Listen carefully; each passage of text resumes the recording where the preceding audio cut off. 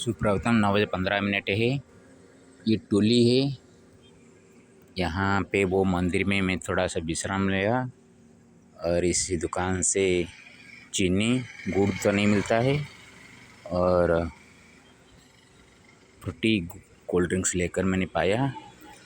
कल रात मैंने उमराव में रुका हुआ था एक सज्जन के घर में, जय सिंह यादव जी के घर में। उनके वहाँ श्री कृष्ण राधा कृष्ण का मंदिर भी है। वहाँ रुककर मैं वीडियो बनाना चाहता था लेकिन इलेक्ट्रिसिटी नहीं थी। यहाँ पे आकर दुकान में मैंने चार्ज बैठाया तो 10% ही हुआ है। आधा घंटे के बाद जो भी हो, एक जो रचना मैंने किया था उमरावेश्वराष्टकम 5 जुलाई 2024 शुक्रवार सायं 4:40 में रचना किया था। उसका पठन कर लेता हूँ, बाद में उसका अर्थ करेंगे। उमेशं राजराजेश मोमापतिं च शेखरम् उचितानुचितज्ञाता रञ्चेश्वरं नमाम्यहम् महेशं च महादेवं माधवोङ्काररूपिणं देशदीपेश्वरमीश माकाङ्क्षापूर्तिरूपिणं सत्यवतीश्वरं राज मानन्ददायकं प्रभु सन्तानसन्ततिपुष्य चिरसुखात्मकारणं राजते चोमरावस्थमीश्वरमामरेश्वरं रक्षतं देव मानवबुद्धिकौशलं स्वस्त्यस्तु सन्तसमाज स्थिरास्तु पूर्णसम्पदां सौभाग्यमाश्रिता सन्तु सपरिवारेण सज्जनाः रात्रान्ते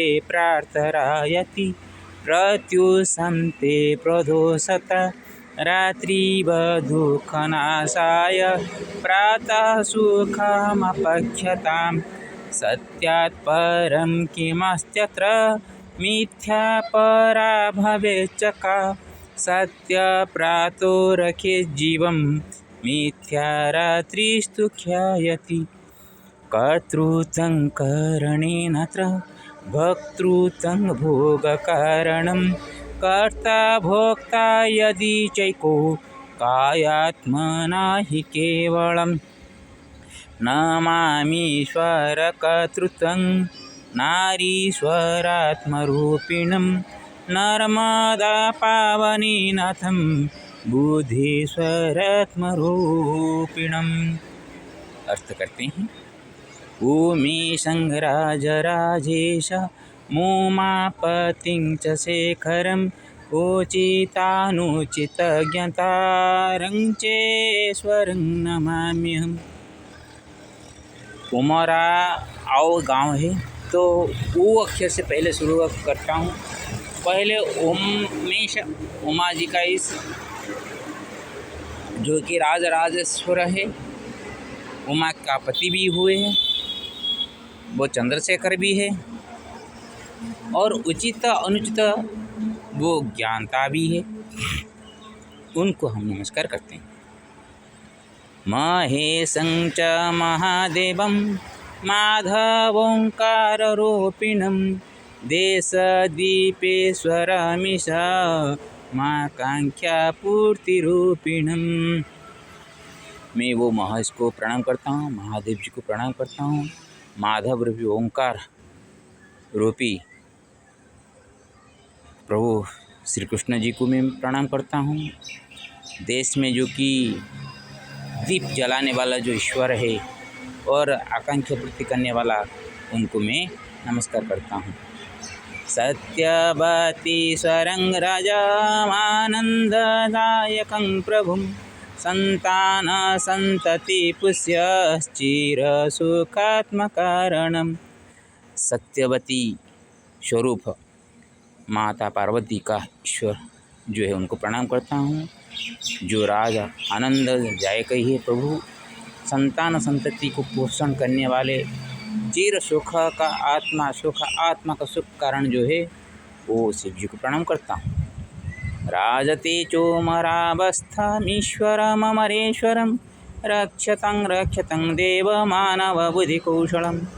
जो कि अमराव में ईश्वर रूप में, हमारे ईश्वर रूप में विराजमान है, वो हे देव मानव का जो बुद्धि कौशल है, जिस कौशल से वो संसार का रक्षण कर सकते हैं, इस राष्ट्र का रक्षण कर सकते हैं, उसी मानवों को आप रक्षा करें, उनका बुद्धि का कौशल को रक्षा करें।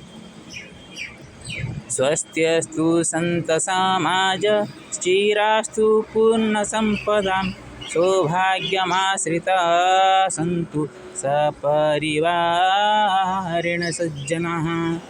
जो सज्जन हमको रास्ते में मिलते हैं वो उनका परिवार के साथ सभी मंगल रहे, सौभाग्य को आश्रय करके वो जीवन यापन करे और संत समाज भी का मंगल हो और सभी प्रकार का संपद पूर्ण जो आशा है वो आशा भी पूर्ण हो।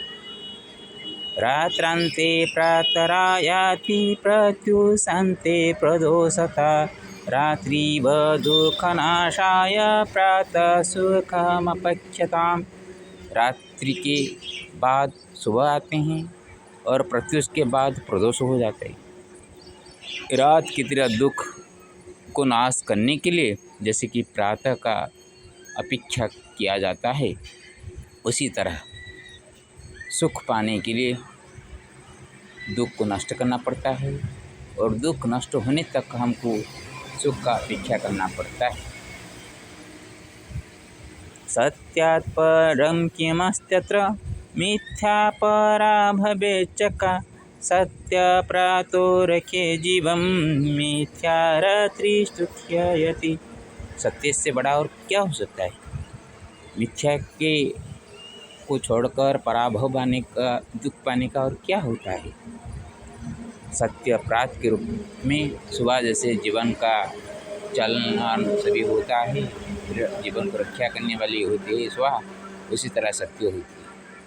और झूठ रात्रि की तरह होता है, जब हम सो जाते हैं तो मुर्दा की तरह सो जाते हैं, कुछ पता नहीं चलता। तो झूठ ऐसा ही होता है। कर्तृतं करणेनात्र भोक्तृतं भोगकारणं कर्ता भोक्ता यदि चैको कायात्मना हि केवलम। जो करण करने के माध्यम से ही कर्तृत्व का भावना आती है, आत्मा ना कुछ करता है ना कुछ भोगता है, लेकिन वो शरीर के माध्यम से ही सब कुछ करवाता है और उसका दुख सुख भी वो भोगता है। इसी को बताने के लिए यहाँ पे मैं किया हूँ। कर्ता भोक्ता यदि च एक कायात्मना ही केवल। शरीर के साथ ही आत्मा का जो काम करता है वो ही कर्तृत्व भोक्तृत्व का कर्ता भोक्ता बनता है। न मामीश्वर कर्तृतं नारीश्वरात्मरूपिणं नर्मदा पावनी नथम बुद्धेश्वरात्मरूपिणम। जो कि ईश्वर का कर्तृत्व है, जो नारीश्वर रूप मेरे आत्मा में विराजमान है, उस शिव शंकर को प्रणाम करता हूँ। और नर्मदा पावनी का नाथ जो ईश्वर है, बुद्धेश्वर है, उनको मैं प्रणाम करता हूँ।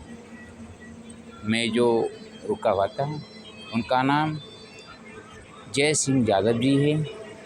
तो उनके परिवार में 2 बेटे 2 बेटियाँ। 2 बेटे में छोटा बेटा उमराव में रहते हैं, उनका 2 बेटे हैं। एक ओंकार, माधव बड़ा है, ओंकार छोटा है। और उनका छोटे बेटा का नाम देशदीप है और जय जी का पत्नी का नाम सत्यवती है। मैं यहाँ पे जय के बदले राज का प्रयोग किया हूँ, राजेश्वर, क्योंकि जय सिंह उनका नाम है। सिंह तो बनकर राजा होता है, इसलिए राज के मैं यहाँ पे उनको उपस्थापन किया हूँ। और उनका जो छोटा जो बच्चे एक माधव ओंकार, वो माधव चौथी में है और ओंकार तीसरी कक्षा में पढ़ता है। वो मेरे को पूछा, भगवान बाबा जी आप ना खा कर कैसे रुक जाते हैं? छोटा सा बच्चा। मैं उसको पूछा, तुम गिनती कैसे सीखे, कहाँ तक सीखे हो? ना हज़ारों तक। क्या एक दिन में हज़ारों तक सीख लिया? नहीं ना। उसी तरह हम थोड़ा थोड़ा खाने का जो लोभ है ना, उसको मिटाने के लिए छोड़ रखा है। बाद में पूछा, विष्णु कैसे पैदा हुए? मैं कहा, मैं तुमसे पैदा हुआ।